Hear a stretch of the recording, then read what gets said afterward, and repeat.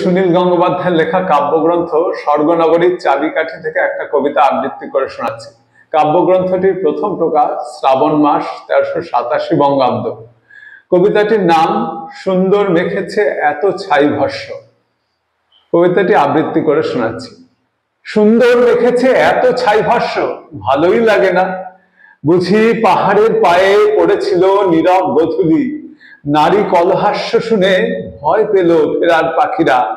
পাথরের নিচে জল ঘুমে মগ্ন কয়েকশো বছর, মোষের পিঠের মতো রাত্রির মেঘের মতো কালো।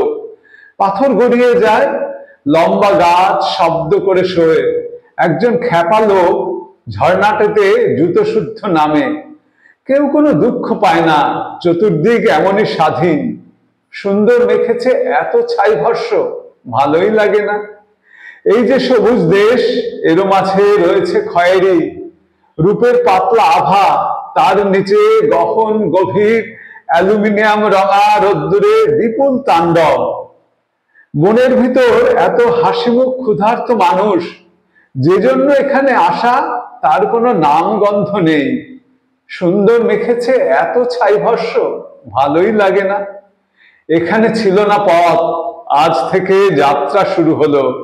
একটি সঠিক টিয়া নামটি জানিয়ে উড়ে যায়।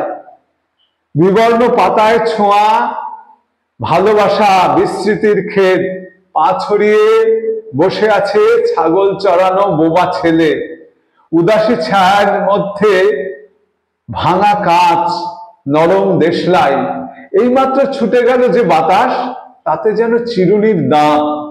সুন্দর মেখেছে এত ছাই ভস্য, ভালোই লাগে না।